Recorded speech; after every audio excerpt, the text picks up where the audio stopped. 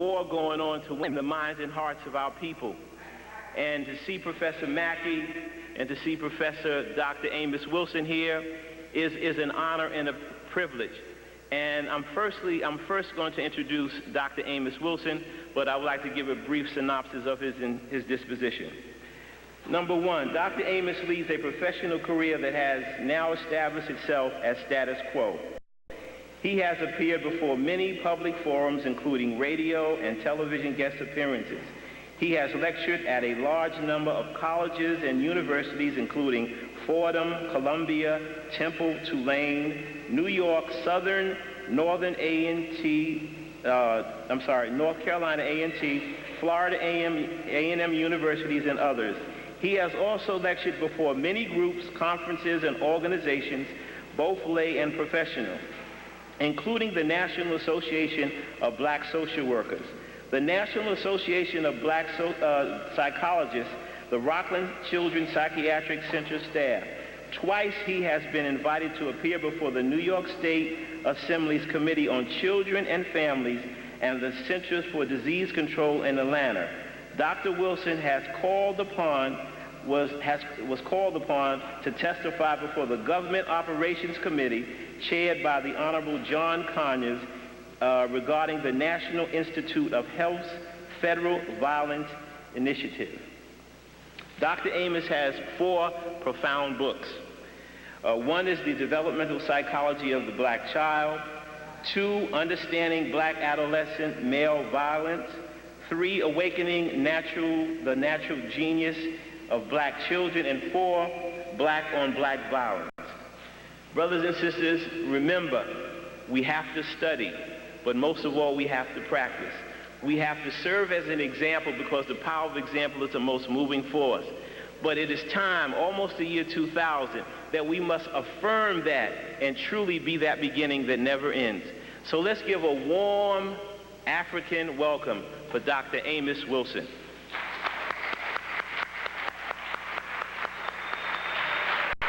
Thank you, my brother. Thank you. Thank you, Thank you. Thank you very much. All right. All right. Go ahead. Yeah. Okay. Thank you. Thank you. Thank you very much. It's indeed a pleasure to have been invited to this evening and to share this time with you this evening, and to wish you all the best of the coming year and the years to come. I'm going to talk a bit about special education this evening. I want to beg your indulgence, though, because for many people it may not appear that I'm talking about education directly. We have to be aware of the fact that sometimes we really may not serve ourselves so well when we appear to come directly at a problem such as special ed, you see. Because sometimes when you come so directly at it, you omit looking at the context of the problem. And we also have to watch the tendency, due to our being here in this system, to focus so exclusively on one issue that we ignore other very important issues. This system, for instance, tries to get us to talk about problems that confront us as people and not consider the political, economic context in which these problems are generated. And often, though we are well-meaning, when we do this, we end up not solving the problems. So I'll beg your indulgence because I'm going to talk a bit about some things that may appear not to be directly related to special ed, but I think you will realize that they are. I want to start off by indicating that for the African in America, whether a slave or a so-called freedman, has always been subjected to a special education. And this is the thing we have to recognize. We have to forget that this thing called special education is something special. There's nothing special about special education. Black people have been specially educated from day one. We've always been the subjects of a special education. So this thing that you call special education is special education within special education. It's just a subclass of the general special education to which we have been subjected as a people and to which we are now subjected as a people. This is no less the case, this being subjected to a special education today as it was in 1619 when we first set foot on this planet. And for the same essential reasons. That is, we are specially educated in this system for essentially the same reasons in 1993 as we were in 1619.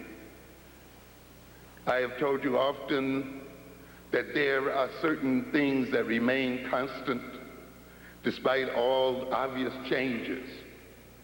And it is very important that we as a people recognize the constants and not be deceived by apparent changes.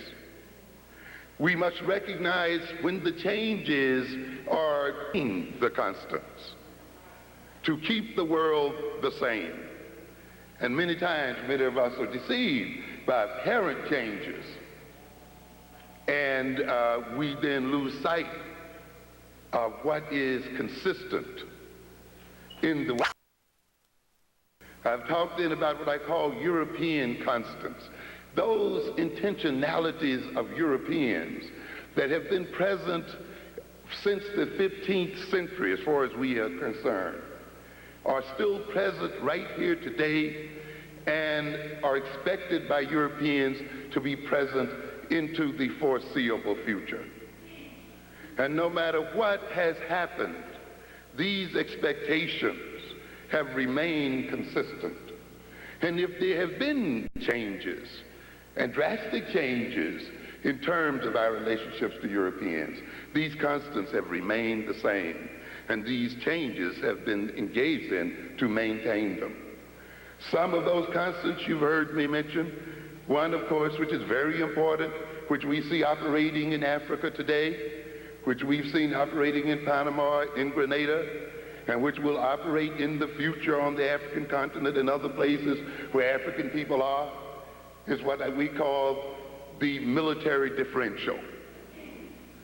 With Europeans who are 10% of the population, their continued dominance rests on their maintaining superior military force. In fact, to a great extent, our being over here today is the result of military differences. There is no intention for the Europeans to equalize that differential between Africans and themselves.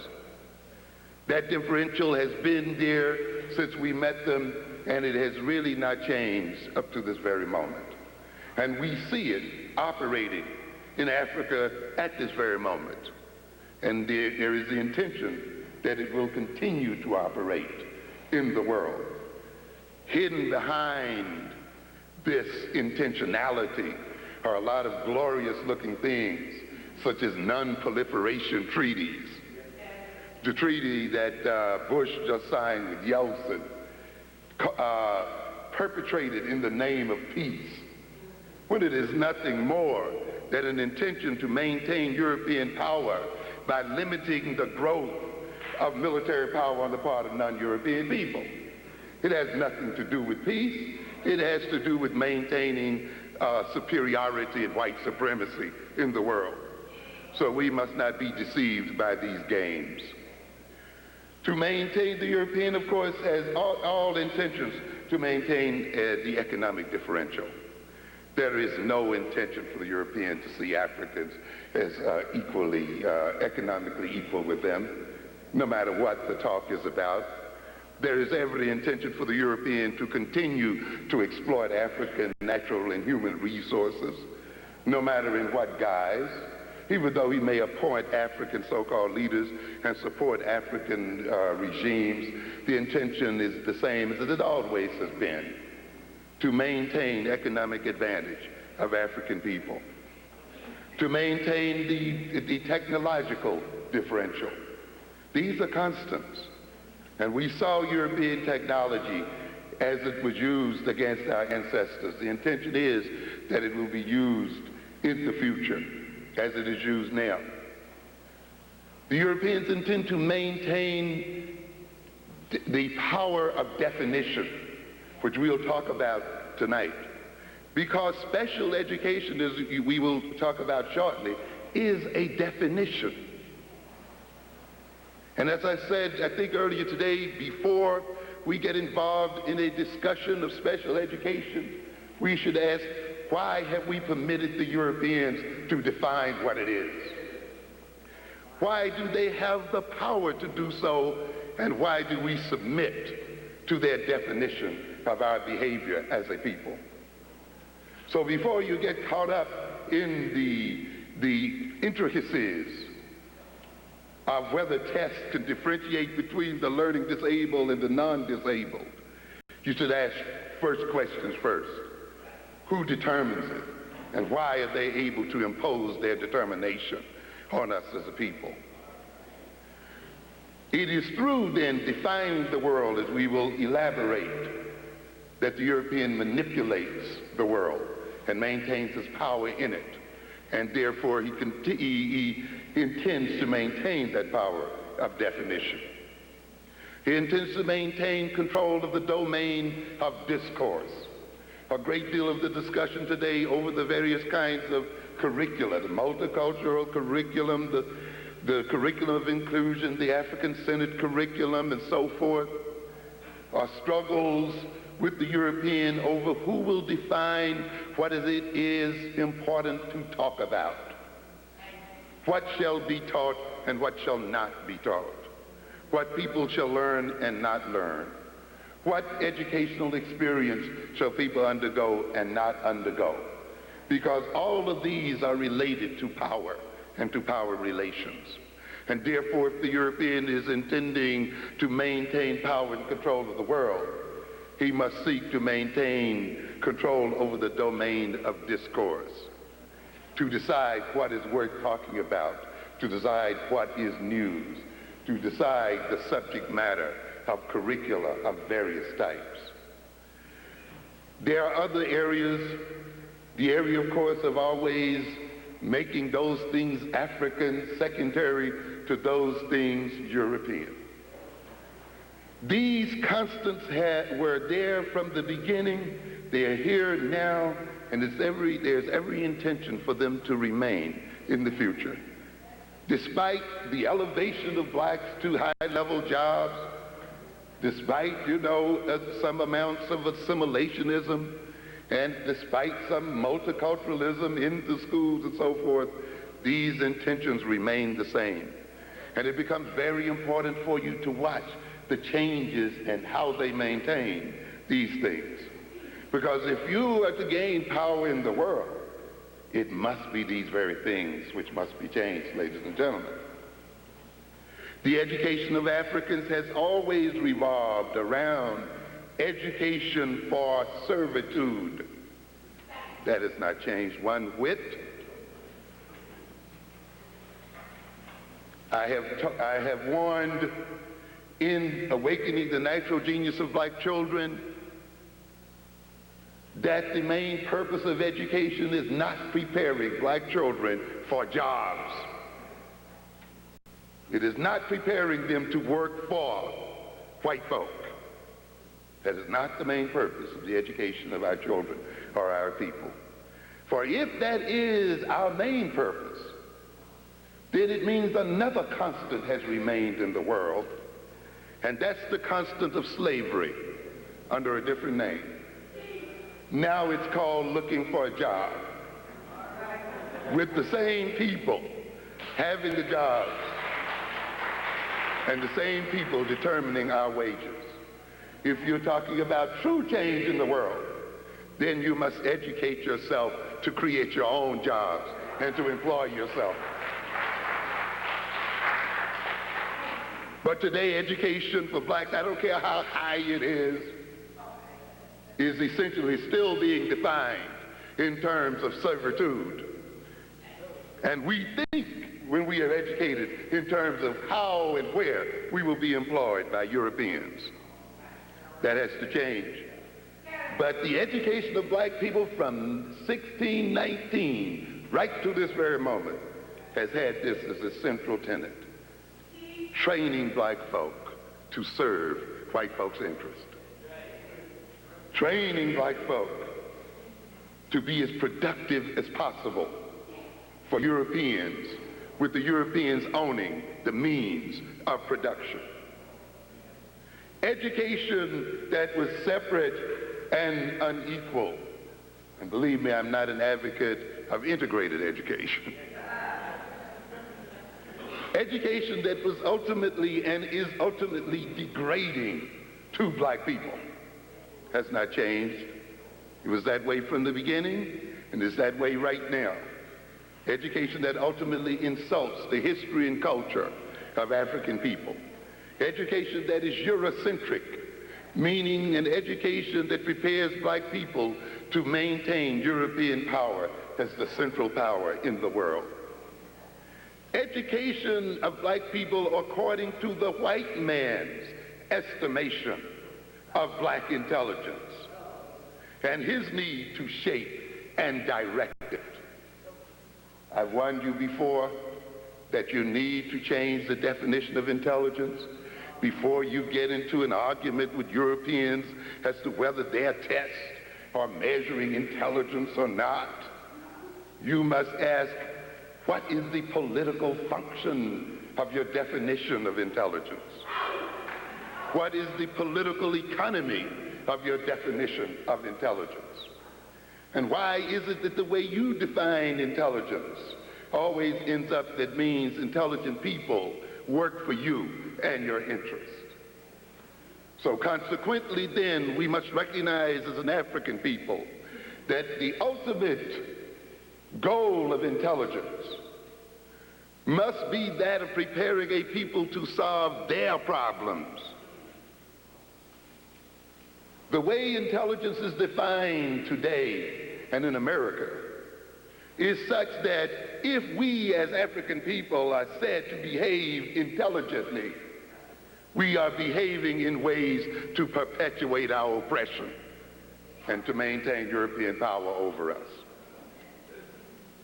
And therefore it becomes important to the European to define what intelligence is and to define how it is measured, and for us to engage in futile arguments as to whether it's caused by cultural differences or genetic differences, when it really is not even the point. According to Henry Allen Bullock, author of A History of Negro Education in the South from 1619 to the present, in the beginning there was no thought of educating Negroes. Yet the necessity to do so was always present. You see, ultimately the white man is faced with a dilemma. In his heart, in a way, he would not like to educate us, but the very structure and demands and dynamics of his economic system, in a way, forces him to do so. And so even though he had no intentions, and you can see in the history books some overt statements about not educating blacks, and of course if you read the history of Frederick Douglass, you saw the issue there of the slave master and his reading abilities, what kind of problems they created. But in a sense, the white man's education of the African man under white supremacy has been very ambivalent, both intentional and non-intentional. Bullock goes on to say that soon after the establishment of the slave regime in the American South, there was set in motion unintentional processes destined to introduce the first of many educational opportunities that Negroes were to have prior to the Civil War. Because we must recognize that the plantation system and the slave system was what we call a rational system, in the sense that it was an organized economic system and operated according to definite goals and intentions. And another expression of rational business practice in terms of the slave system of the South appeared in the attempts of planters to utilize their labor efficiently, you see. So if you've got an economic system, whether that system is called slavery or not, ultimately you want to make it function efficiently to get the greatest bang for the buck. A complex system of division of slave labor was instituted on every plantation, and all of this was done in pursuit of maximum production per unit of slave labor. If you would read the magazines during this period, you will see great discussions as to how to maximize production on the plantation, how to relate to the slaves, how to train them, and how to motivate them so as to maximize profits. So within the broad limits of this rational system, he, the slave master, was expected to require and get absolute obedience, loyalty, docility, diligence, and other patterns of behavior considered essential for profitable production and survival of the slavery economy. Another constant that has not changed, has it? Not at all. For, ladies and gentlemen, this is the central essence of the education of African Americans today. To maximize what? Production for Europeans, and to establish in the African body absolute obedience, loyalty, docility, diligence, and other patterns of behavior considered essential for whom? For Africans themselves? No. Profitable for production and survival of the European economy. That's why we define ourselves in terms of our education as preparing to get jobs from Europeans. And how best to what? Qualify ourselves to fit in the European economy so that we can aid its efficiency. The laws of every slave state backed the normative line which he, the master, could draw, and every slave was expected to fear the consequences of any deviation from the range of tolerance his master set. And we shall see again these rules that determine special education still have these things in mind, because these rules are rules that determine deviancy and non-deviancy. And their purpose is to correct deviant black behavior and bring it back in line with European economic and political intentions, and to create in our children personality orientations and behavioral orientations that are supportive of those intentions. These requirements, that is, set up by the European, set a rigorous socio-cultural matrix within which young Negroes were to be socialized and were to become the personality types required by the rational order. And we are going to come back in a minute to what we call the political economy of the personality and the political economy of normality, you see, because we are used to looking at normality as a psychological concept and a psychological state. No, ladies and gentlemen, normality essentially is a political and economic state, not a state of psychology. So however, we've been deceived, you see. But we'll get back to that in a minute.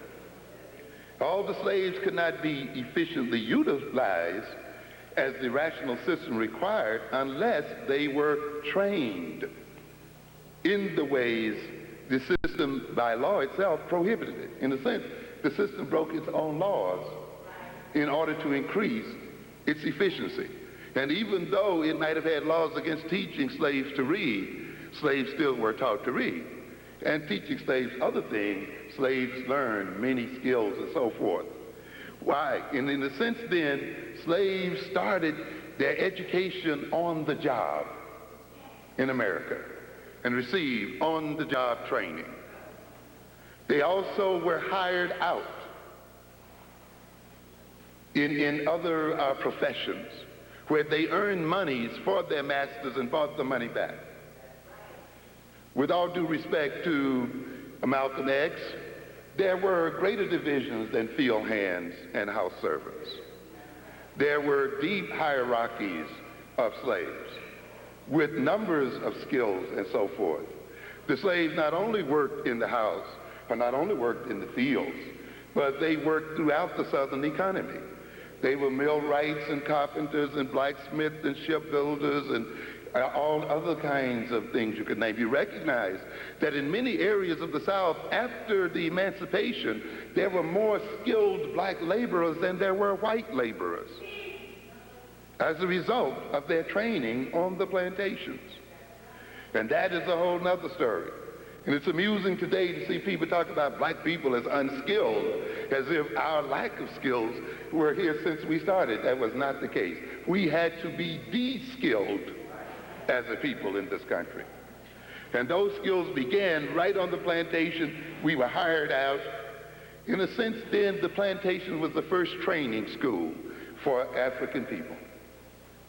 And to a great degree, the slave masters recognized, as they do today, that a trained slave could sell for more on the marketplace. And therefore, when you went on the auction block, the more skills you had, the more he could fetch for you. In fact, some of the skills were developed as an investment so that when the slave was sold, he would bring more than was invested in it. Sounds like today, ladies and gentlemen?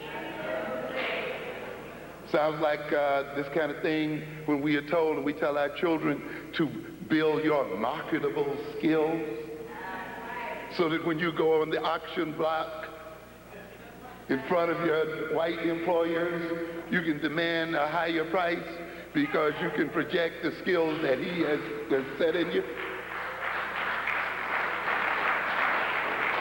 What do the French tell us? The more things change, the more they remain the same.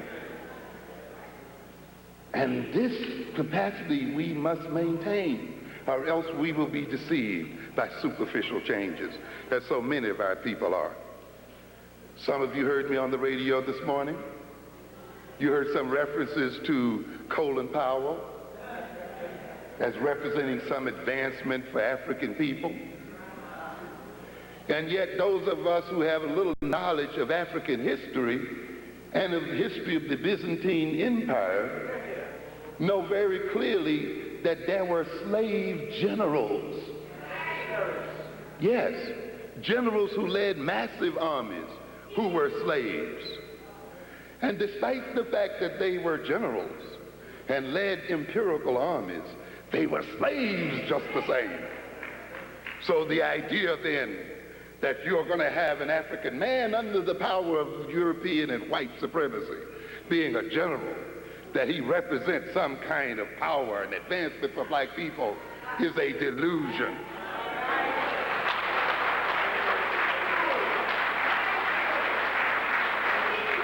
And I'm certain, if you read people even like Chancellor Williams, and God bless his soul and rest his soul, who talks about those Africanized Arabs also leading those armies against whom? Other Africans. So let's not get carried away about black man being ahead of the U.S. Armed Forces, ladies and gentlemen. Because essentially he's going to play the same role as we've always played when we were promoted to these second-hand positions. That is, leading aggression against our own people. Let's look a minute at the political economy of the personality. You see, before we talk about personality as a psychological entity, ask yourself the question, what is its political and economic function? You see? We get a lot of people get caught up about normality and abnormality and trying to define what is normal and what is not normal. Before you get caught up in asking that question, ask yourself, what is the social function and the political function of normality? you see. In other words, then, the personality, to a great extent, is a political creation and a social creation. So is normality. That is why they are defined differently by different cultures. And that is why what is called normal in one may be perceived as abnormal in the other. And therefore, to a great extent, what is normal and what is abnormal are the results of the interaction of social power and social forces within a society. The personality and abnormality are the results, to a great extent, of the systematic use of reward and punishment on the bodies of people. Threat and intimidation, control of information, control of interaction and social interaction in such a way that over time people tend, as a result of social conditioning, to behave in particular ways. And often then, those who define what is normal and what is the normal personality are those in power. And their definition of personality and normality involves then the conditioning of people in such a way that in relating one to the other, in those people perceiving themselves in particular ways, in perceiving the world in particular ways, they maintain a social and economic system. They respond to particular authorities and particular types of stimulation and specific types of signals. Am I making myself clear?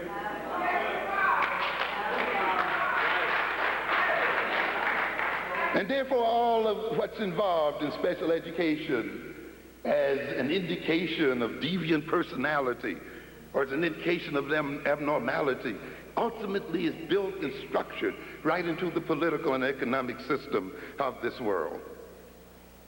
And we must keep this in mind before we just fall for the okie-doke and take what somebody else describes as normal.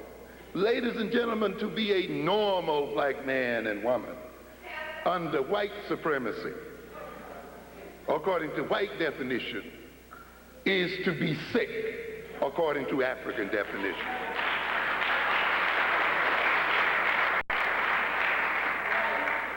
Yes. Personality and normality involves a particular organization of the person's ways of thinking, the organization of a person's ways of behaving, of seeing the world, of seeing himself, of looking at the world and relating to people in that world. More deeply, it is an organization of people's tastes and interests and desires. And if you look closely at it then, normal people in a particular society will be interested in those things that maintain that society, will have desires which, if satisfied, maintains the power relations in that society. Am I making myself clear here? Okay? They will be interested in things that maintain power relations. They will define themselves in ways that maintain power relations. The way some black men define themselves today as skirt chasers,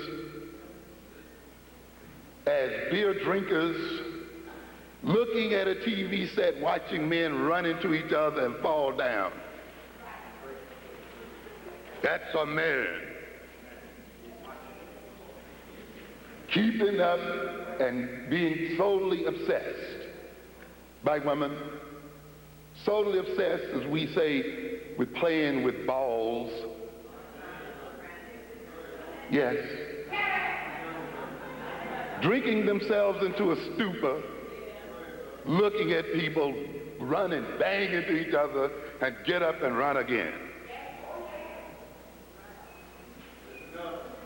Not reading, not studying war, not developing economic power, not developing military power, not learning how to relate and associate with other men and women to form an organization that will be an expression of African power and to liberate African people. That somehow has been made to be perceived by many of our young men and women today as to be engaged in feminine or less than manly activities. And the society is willing to pay black males millions of dollars to maintain those interests.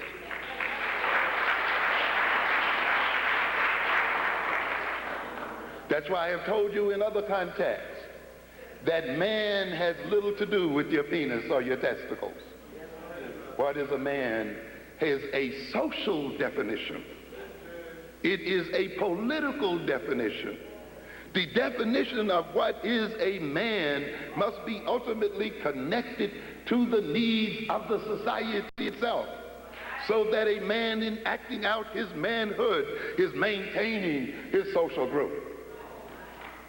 If man is not defined, and what it means to be a man is not defined socially and in terms of his social group, then he will not be social but antisocial. And one of the major reasons then our males are attacking our own societies and communities today is because they have not correctly defined what it means to be a man.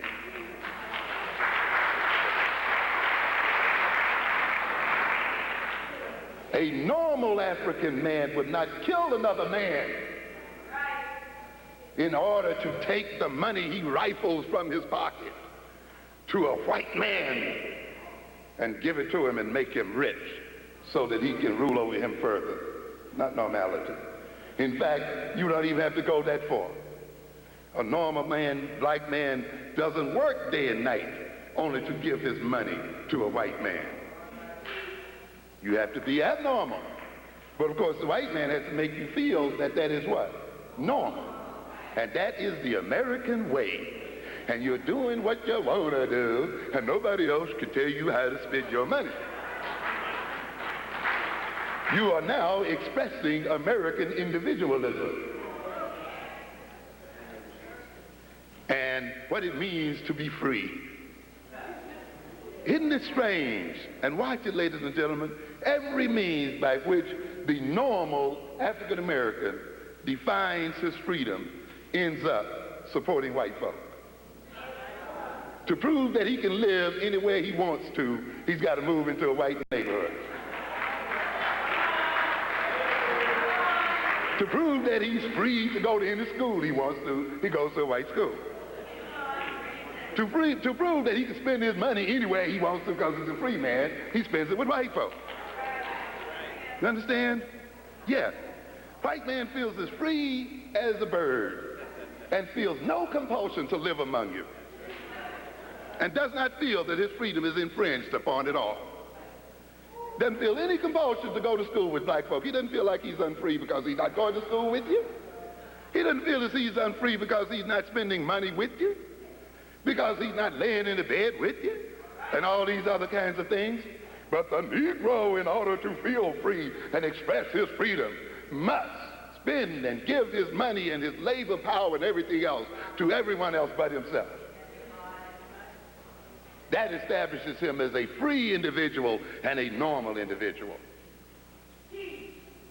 So then normality, you see, ladies and gentlemen, more than a psychological function, is a political and economic function.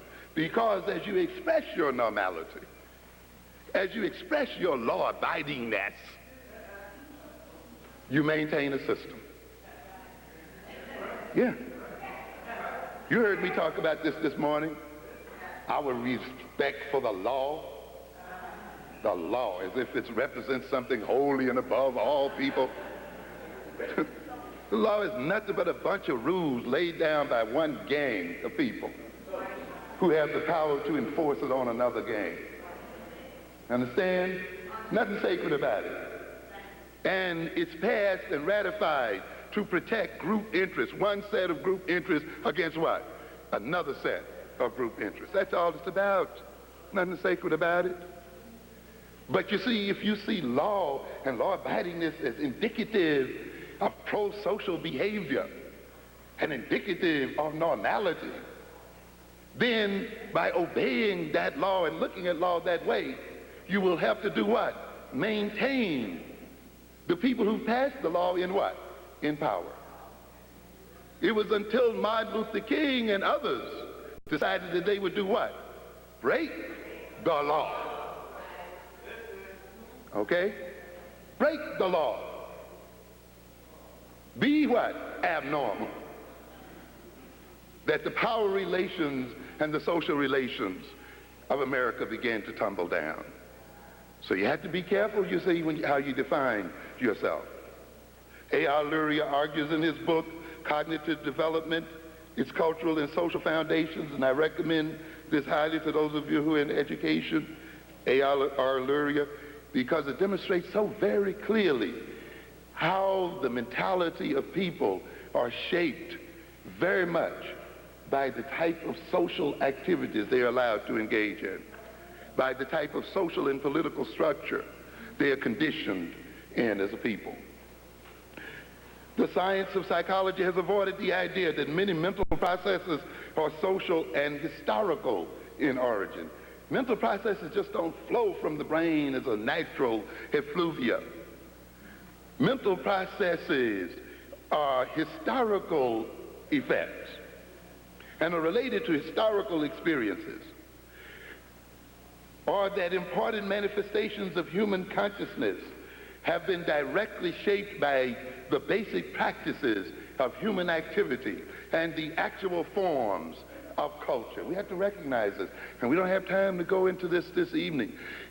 When the new publication in a few months comes out, Educating Black Children for the 21st Century, we will find in there detailed what is being stated here, of how the mentality and consciousness of our people is very directly related to the experience of our people in America, and how teachers, what you call concrete thinking in African children in these schools, is directly related to the fact that African people were brought over here not to think, not to plan, not to conceptualize, not to control, but to work and to do what? Concrete things. And the whole thrust of the American experience is to seek to shape the thinking styles of African people to fit the role that white people made for them. And therefore, if the roles of African people was to be that of practical workers, concrete workers, then it was in the interest of Europeans to make their mentality concrete and practical rather than conceptual and abstract.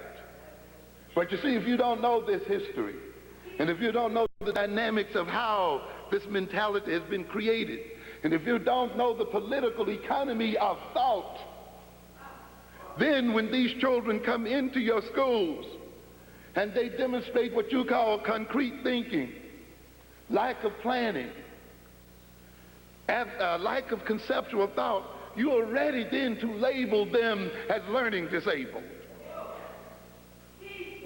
and relate to them in terms of being learning disabled. I'll be back to that in a minute. The manifestations of African consciousness is directly shaped or influenced by the social political practices and forms of American culture, shaped by the social power relations of white and black people. You know that if we had a different power relationship with white folk, we wouldn't think and behave the way we do now. No, we would act differently and behave differently. To a great extent then, the things we talk about, the things we're interested in, the way we look at ourselves, and all of these kinds of things are a product of the nature of the power relations that have adhered between us and white folk. Imagine how you would be if we were the more powerful ones. In fact, we wouldn't be having this lecture tonight.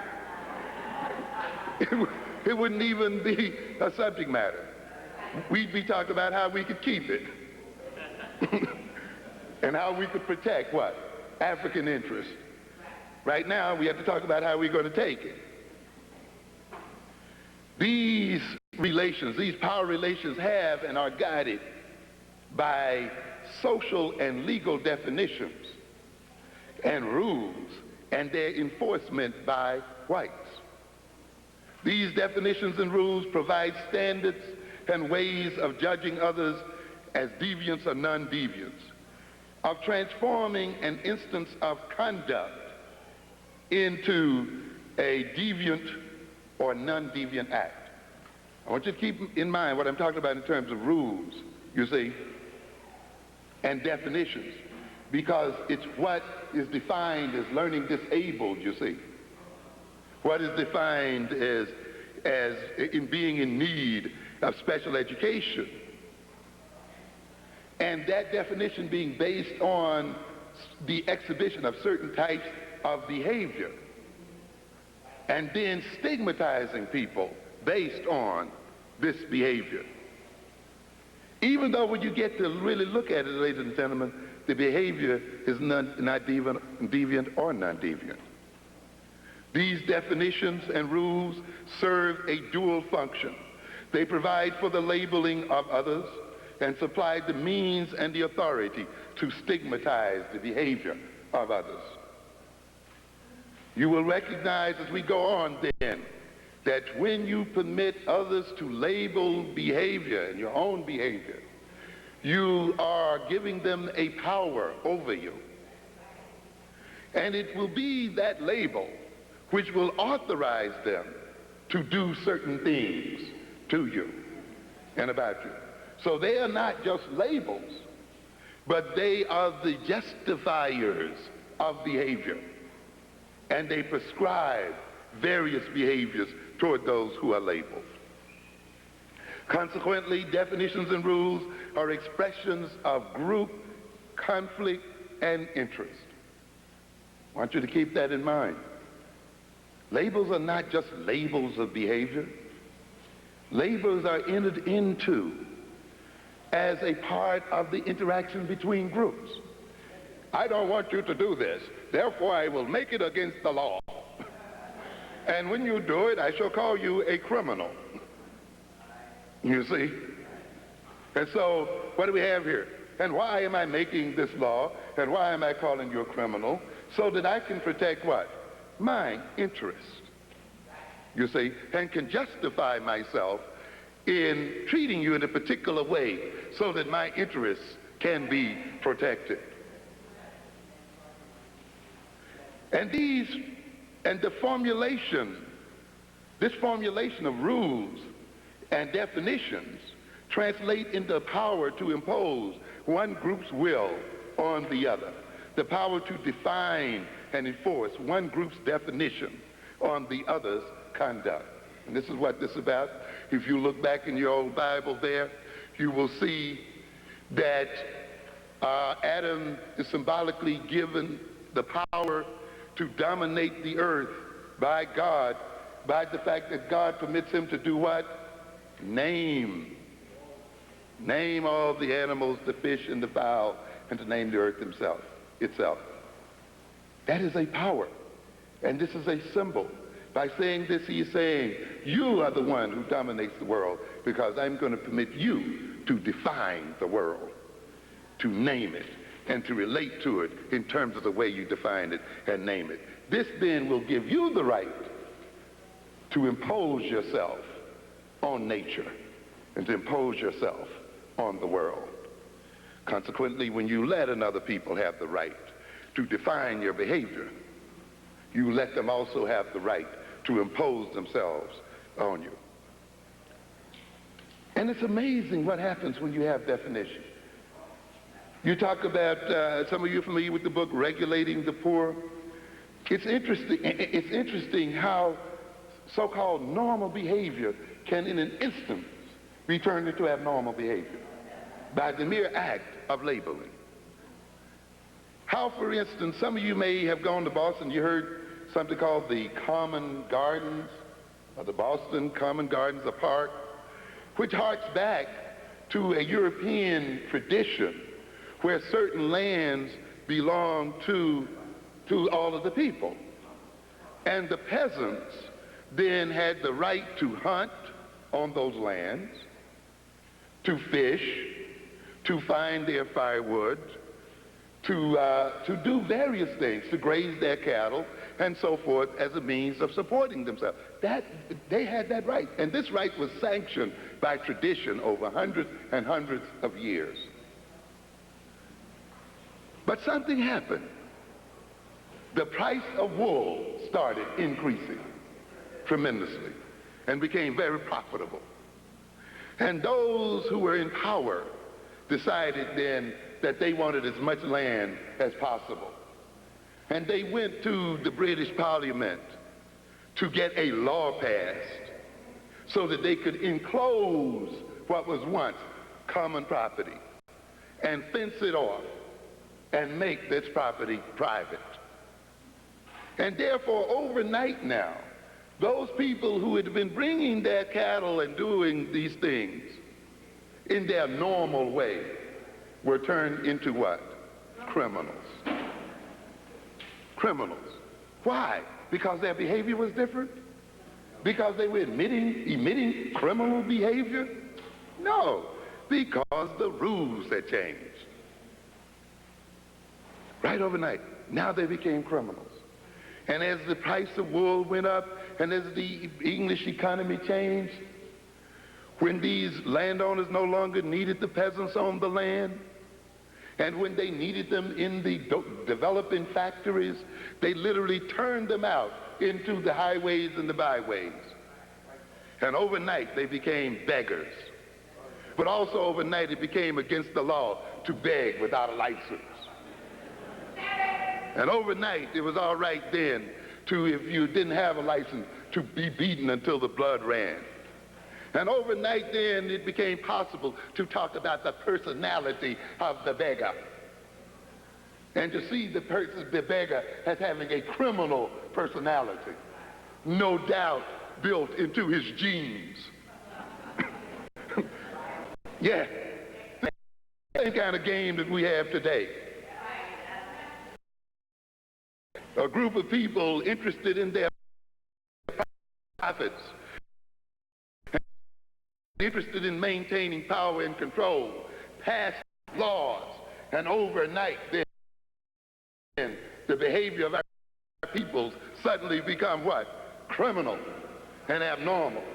And now the same behavior that they were exhibiting before the laws were called become indicative of criminal personalities and of illness and abnormality. Let's wake up. And notice then that the labeling and defining of behavior is again not essentially and only a psychological process, but it is a psychopolitical, psychoeconomic process. As a matter of fact, I will give you a short publication here shortly called The Psychoeconomics of Black-on-Black Violence. You thought I was through with it, didn't you? Oh, I knew when I wrote the psychodynamics of black-on-black violence that wasn't all of it. No, black-on-black violence is determined more than internal psychodynamics. Because you must recognize those psychodynamics are a reflection of economic dynamics. They are the psychological reflection of economic demands and of an economic system. They do not therefore begin in the psyche of African people. They begin the very economic structure of European people. And it acts itself out through their behavior. Because the purpose of that system is to organize black behavior, as I said earlier, to maintain itself. This is why, ladies and gentlemen, when you get over your anger with Elijah Muhammad,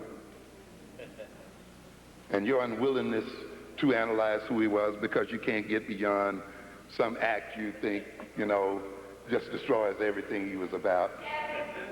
And you fall into a trap when you do this. I call this super niggerism.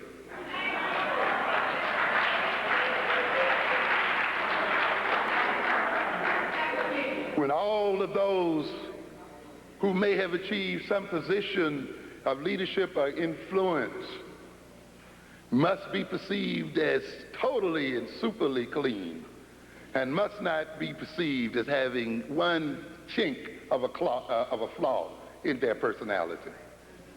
There is no man who is unflawed.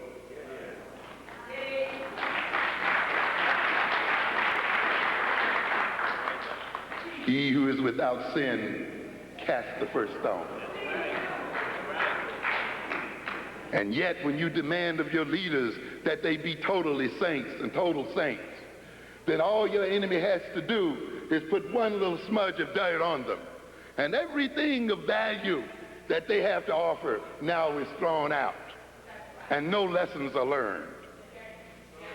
Yes. And the Honorable Elijah Muhammad is due a good analysis of his leadership and what he had to offer black people, regardless of what you may think. Because the Honorable Elijah Muhammad was the greatest psychologist that black people ever created, bar none. But you see, that sounds odd if you haven't taken time to get around your anger to look at what was going on there. You understand? When you looked at the mythologies of Islam as just mythologies, without looking at them in their political and economic function, it was not an issue as to whether the white man was a true devil or not, which he is.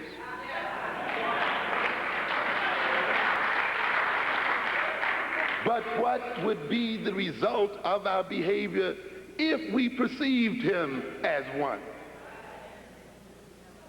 You see? If we related to him, what? As one. Not as an object to be merged with, to be assimilated with, to be integrated with, but as one to be pushed away. And one so that we could engage in our own self-development instead of trying to create ourselves to fit his image of who we should be.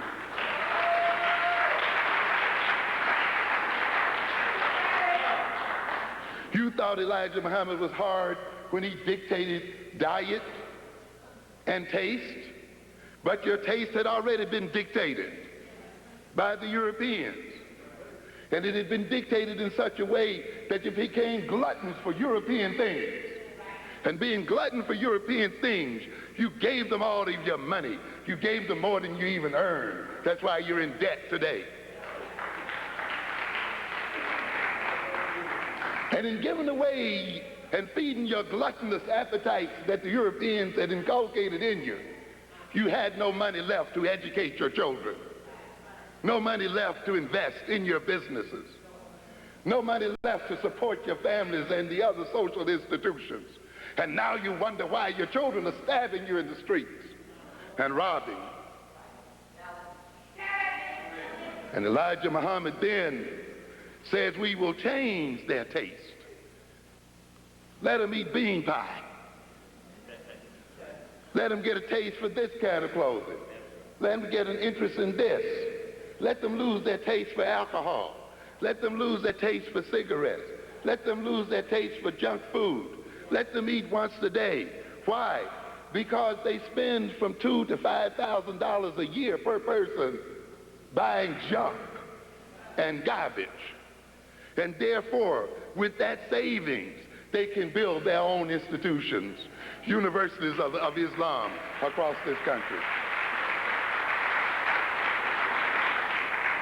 But you see, when you let other people determine your perception of your own leaders, you fall back to be victimized by those people and fall back into your old habits, which of course lead to supporting them.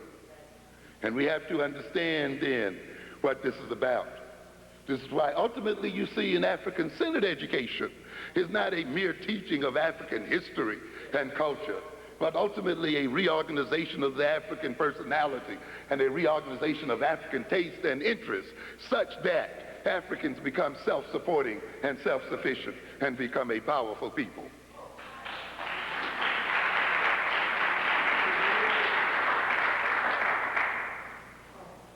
So you have to be careful, you see. Black people are absolutists.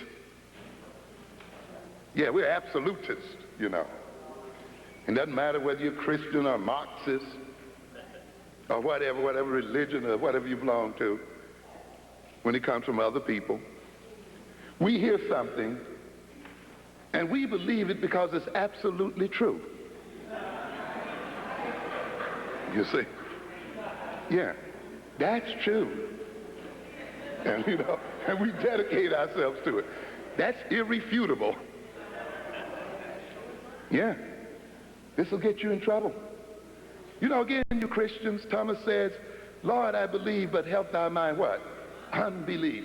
Don't make me believe too much. You got to prove something to me. You just can't come back here and tell me that you got off the cross, man. Show me the doggone. Yeah, let me see something here. You see, we just can't take it on your what? Your word. But you see, the idea of the European is to get us to take him on his what? Word. And he handed us the word. Yeah. And he ended up, though, what did we say?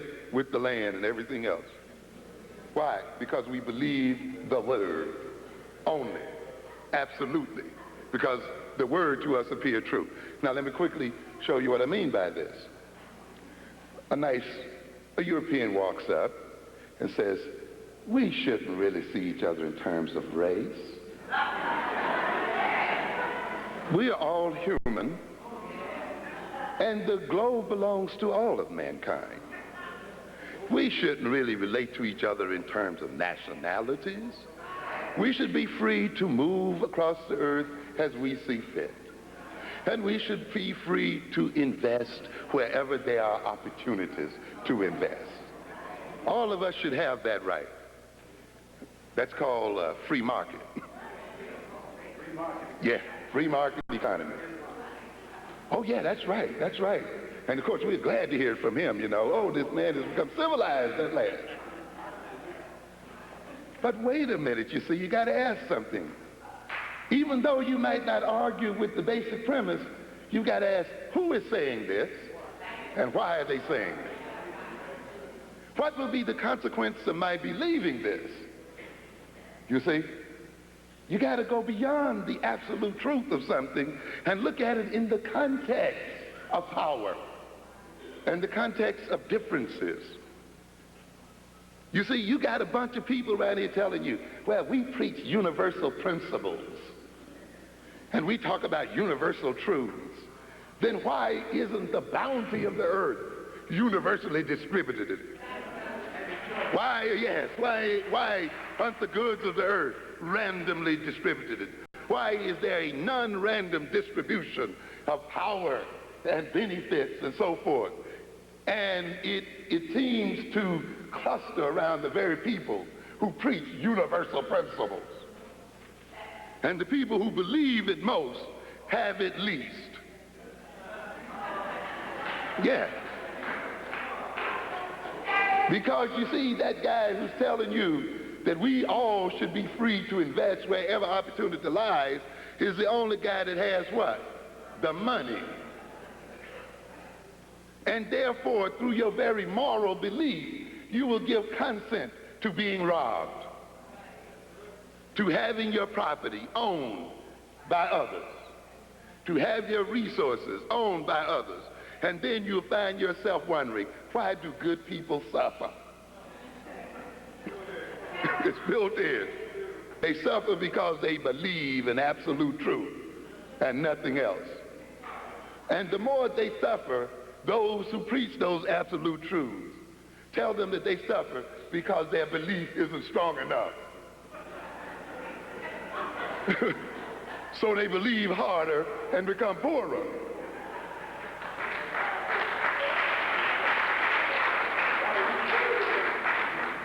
And therefore, we find among us the people who played the loudest and the longest and kick over the benches and fall back tend to also be the poorest in the society. You have not learned anything from your Bibles. That very first book demonstrated to you that the Israelites had a contract with God called a covenant. You scratch my back, God, and I'll scratch yours. They just didn't say, I'm going to lay down on my ground and just worship you. You do whatever you want to me. That wasn't what it's about. When you read it closer, you'll see Moses negotiating. That says, okay, God says, you do this, and what? And I'll do that. You break the rule, then you will suffer. But if you follow the rules, then I will deliver. So God also does what? Serves. He's not only served, he what? Serves. But the Negro is only taught to what? Serve God. And therefore, we serve religions, but our religions do not serve us.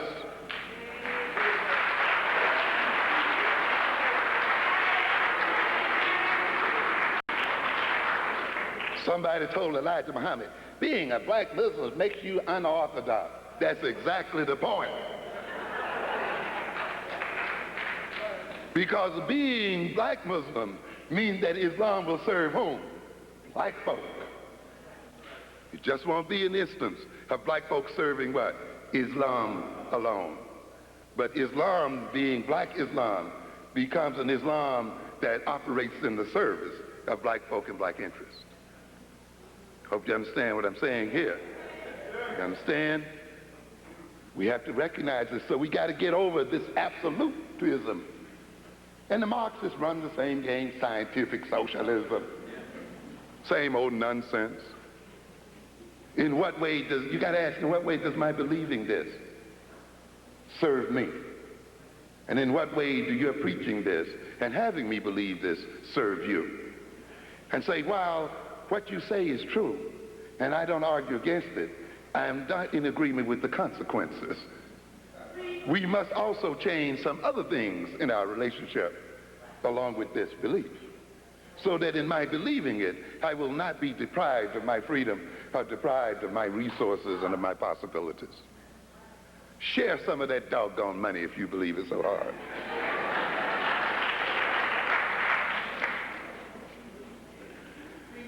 Oh, let me run. I know my time is going out here. We're going to run it through, ladies and gentlemen. We got another speech coming. But due to power differentials, the processes of labeling behavior are tantamount to the processes of creation. It goes back to this. The application of certain rules and definitions to others influence how they are related to. When you put a label on somebody, you are also defining how other people, how that somebody is going to be related to by others. It's not a mere label. It is a prescription for relationships, how other people will relate to this individual. It is also a prescription for how this person will be perceived by others and how they relate to themselves and perceive themselves. In other words, then, the labeling of people affects their perception of themselves and of the world. And by being labeled, then, their vision is transformed, and to a degree, so is their psychology, and so is their relationship with other people. Thus, due to power differentials, the processes of labeling behavior are tantamount to the processes of creation. What am I saying here? The processes of letting Europeans label our behavior and apply their rules and definitions to our behavior is not a mere stigmatizing of our behavior, but it is tantamount to their creating our behavior. For today, ladies and gentlemen, we are a created people. We have been created by the European power system. We have yet to become self-creating. And we will become self-creating when we become self-labeling. and we become labelers of the world ourselves. When we measure our children and relate to them in terms of our measurement, not in terms of other people's measurement of them. Labeling and the prescriptions it implies may therefore become a part of the problem it is designed to solve. You thought it was going to solve your child's problem when they were taken to special ed? No. It becomes a part of the problem itself. It helps to maintain the problem. It is there to maintain the problem. I was going to do a definition of learning disabled, but in the interest of time, I'm going to skip over that. The process of classifying a child as learning disabled typically begins when a teacher or parent or both becomes dissatisfied with the child's performance in school. And then the child may be tested, or tests are recommended. Why are no tests? There are no tests of the teacher. Yeah.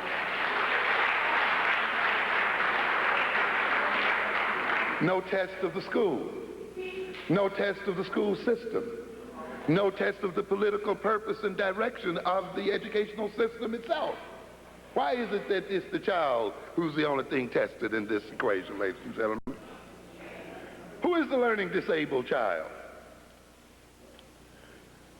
According to the definition passed by public law, enshrined in public law 94-142, who is the disabled child leaves the specific procedures for classifying learning disabled children up to individual school districts and to states. And then you're going to have various definitions. Definitions that center around aptitude as they relate to the child's actual achievement, that is IQ and what he's really achieving. Some of them will look at the discrepancy, that is the discrepancy between aptitude and achievement. Others will base their learning disability estimation on the number of grades below grade level. Some will say 1 year, others will say 2. Others will look at special tests, maybe some perceptual motor tests and other kinds of tests, psycholinguistic tests, and they have just catalogs of tests. They may even measure the EEG and put them through the PET scans and EMRs and all the rest of that stuff. They have special ways of interpreting standardized tests. Look at the scores on the Stanford Binet or the other tests. All of these are ways in which the learning disabled child is supposedly discovered. According to a respected authority in this area, author of the book Learning Disabled, yes, child, and by Sylvia Fernham Diggory, an alarming number of children are misclassified as learning disabled. By recent estimates, 80% of the children who are classified as learning disabled should not have been. We have a game going on here.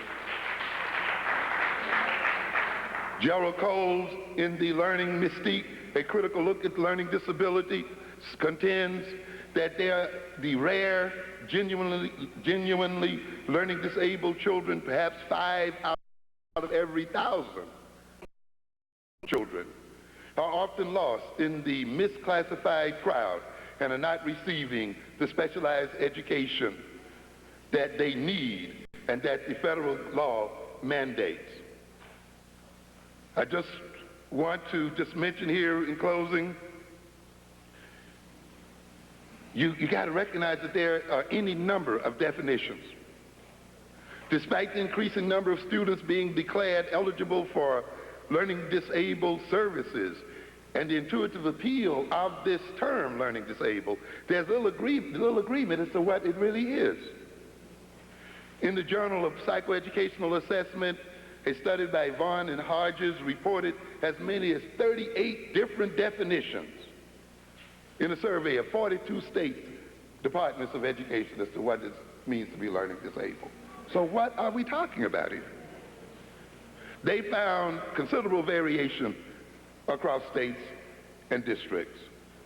And of course, related to these variabilities in definitions and rules for defining what is learned behavior is, of course, the variability in the number of students you're going to get defined as learning disabled. This is why I was talking earlier about rules and definitions, you see.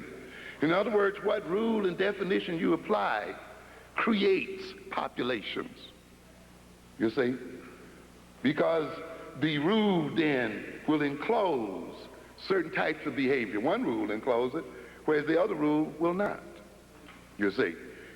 In a research sample including 48 school-identified LD students, learning disabled students, and 96 non-learning disabled students, Vaughn and Hodges determined how many were classifiable as LD, as learning disabled, according to 14 operational definitions. That is, they said out of these 38, we're going to take 14 of the definitions. And these are operational definitions, meaning that these definitions not only define what they perceive as learning disabled or behavior indicative of learning behavior, but they define also how this behavior is to be measured. You see, how do you come to discover this? The total sample then was 144 students, and it contained therefore 33% of school-identified learning disabled, that is, children who had already been designated as learning disabled, were 33% of the sample, and 66%, roughly speaking, of the sample were non-learning disabled students. Now, when they applied these tests then, these 14 tests, applying these different rules and definitions, they got then different populations of people they call learning disabled. The percentage of the total sample, including both learning disabled and non-learning disabled students as defined by the schools, the percentage of the total sample identified by each definition ranged from 5.3%. That is, some of the definitions that said only 5% of these students are learning disabled, despite the fact that 33% had already been identified as such by the schools. Others, the other extreme says 70% of the sample is what? Learning disabled.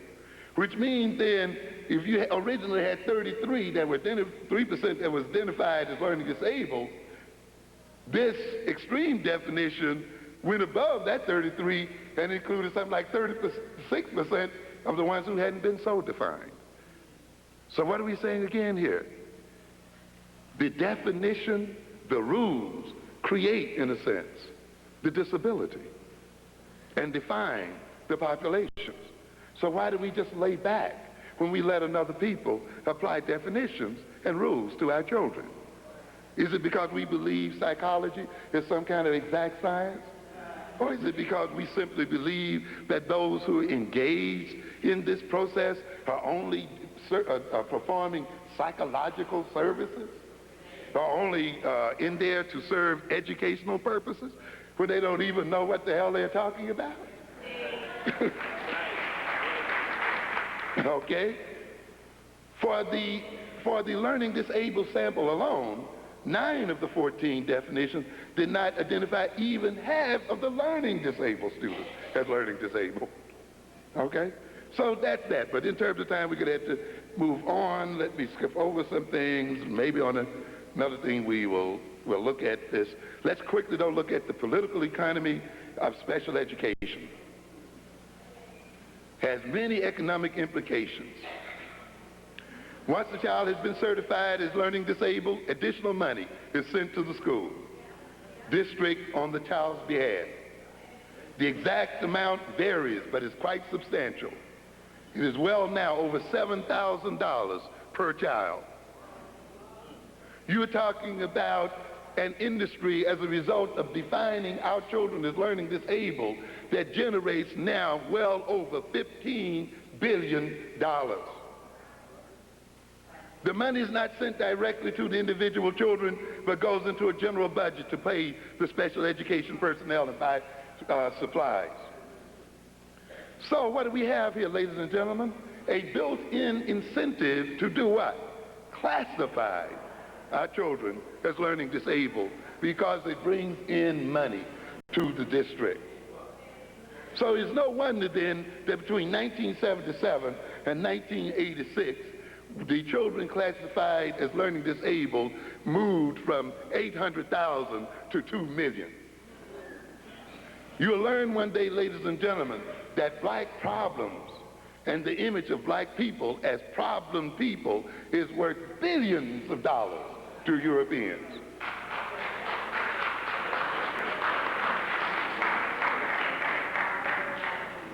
Okay,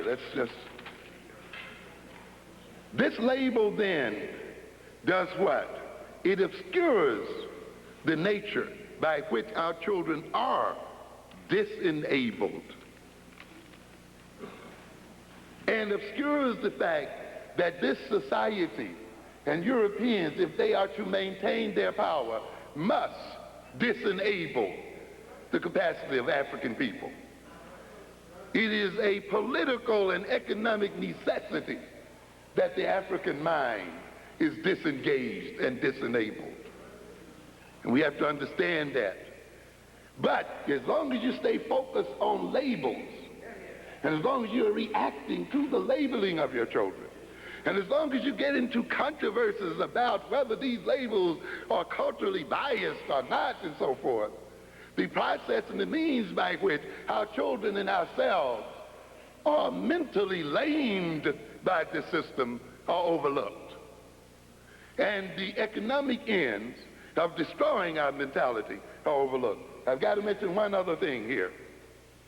And one of the major obscurations of the political and social process, and that's what we call the medicalization of social problems. Because the learning disabilities in our children are political problems, ladies and gentlemen. They are not even academic problems. We have to understand that. It's just in the academy and in the school that the political problems between Africans and Europeans are manifested as what? Learning problems. They do not originate in the school. They originate in the political and economic relationship between African people and European people, and reflect the power relationship of our people. And if we are to remain relatively powerless as a people, then our mentality must remain relatively powerless. This is what it's about. And one of the major ways you can obscure these historical and sociological processes is by making the result of these processes appear to be medical in nature. Yes, this is the game. Just as now they're trying to medicalize the so-called violent behavior of our youngsters and make that behavior now an expression of genetic orientations. That's the end point of medicalizing problems.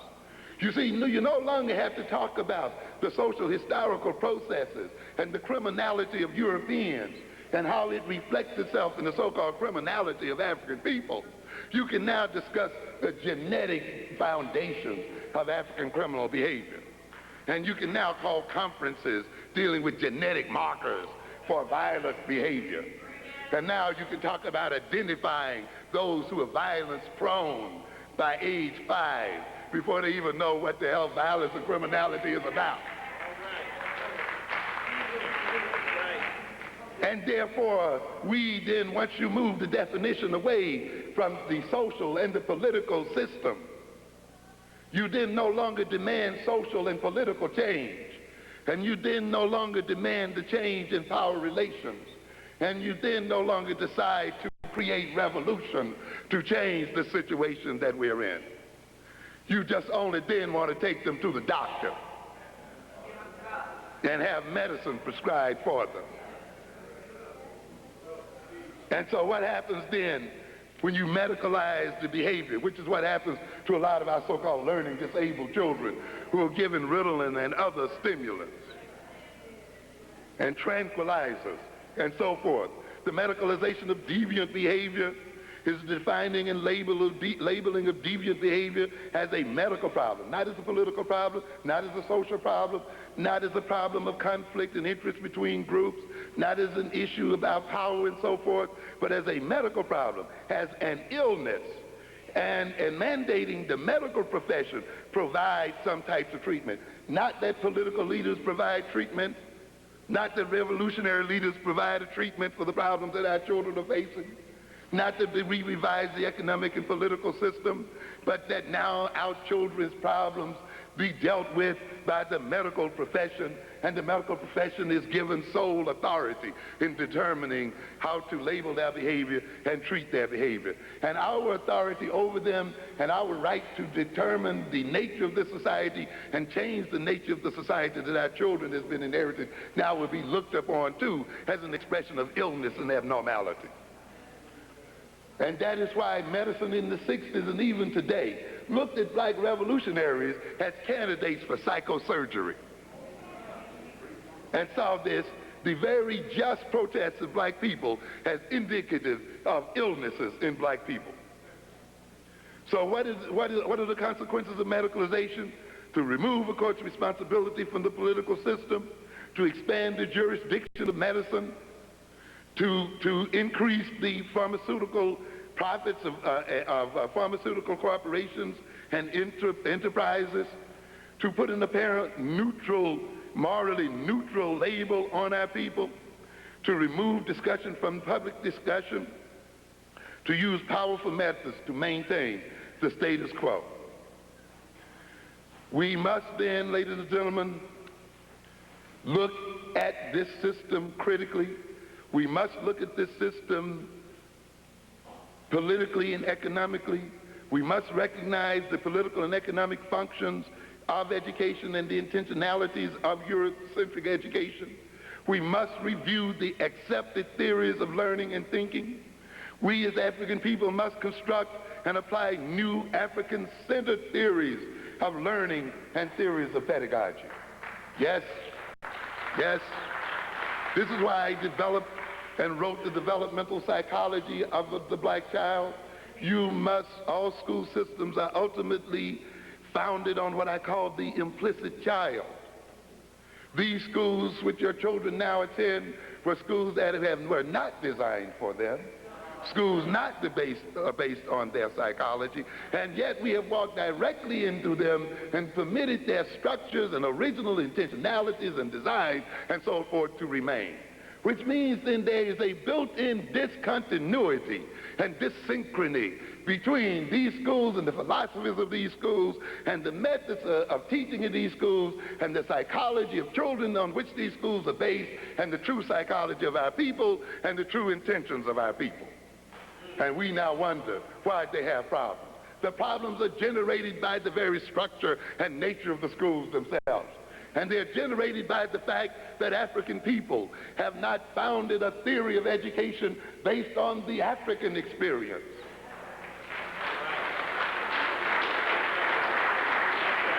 We have not explored and examined ourselves deeply to recognize to what extent our learning styles and our thinking styles and our value styles and our motivational styles have been created and distorted by being an oppressed people.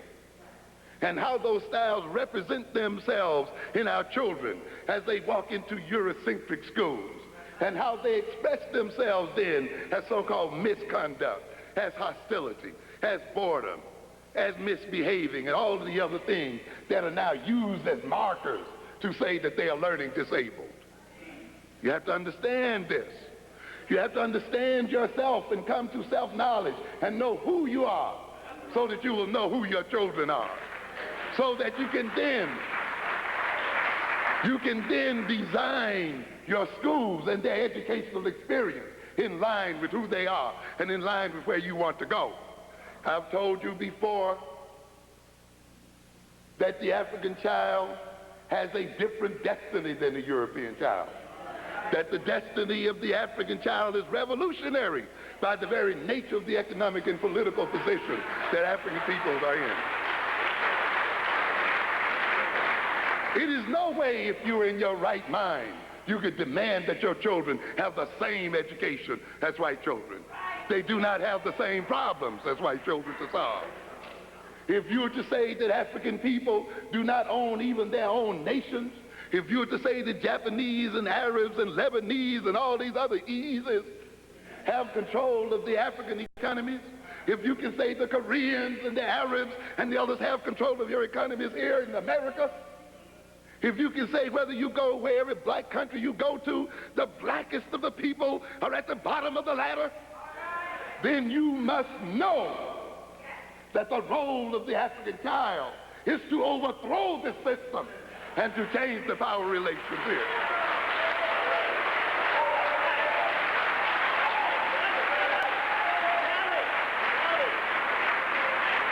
So the major problem that the African child must solve is the problem of oppression. This is not the problem of white children. And therefore, if this child is to be appropriately educated, it must be educated to undertake revolution and to gain its liberation through its own struggle. You understand? But it's because you think equality and being the same as other people are one and the same. No, no. To be equal is not to be like. To get an equal education to white folk is not to be like white folk. Because it is in our effort to be like white folk that we generate the power for white folk to continue to rule us. Therefore, you got to look at yourself. You got to look at your history. You got to look at how that history still reflects itself in the way we behave. I don't have time to talk to you here tonight, but we talk about the oral tradition. A lot of what is perceived as learning disabilities is still a reflection of the African oral tradition operating in African people today.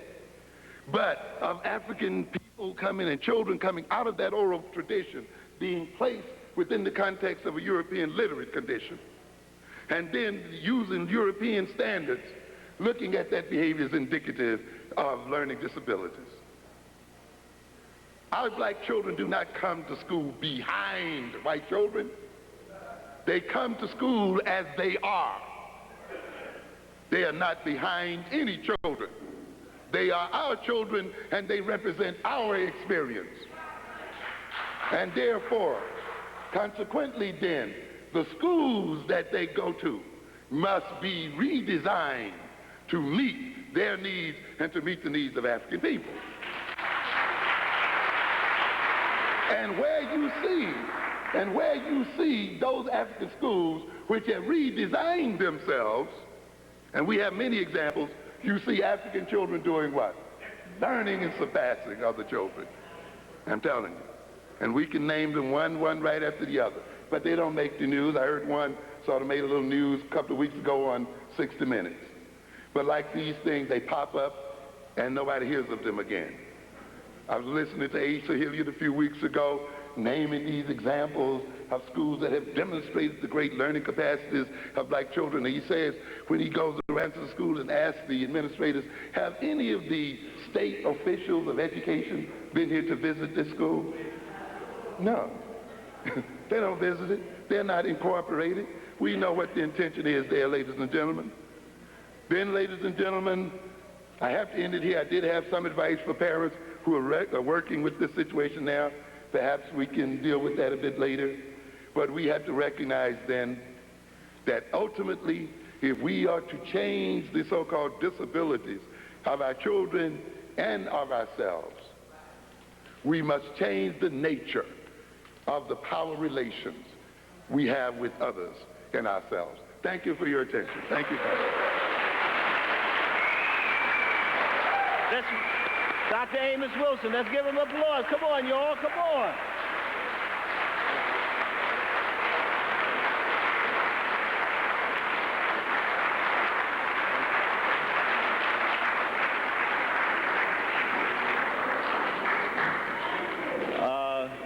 That was Dr. Amos Wilson, our brother, our elder.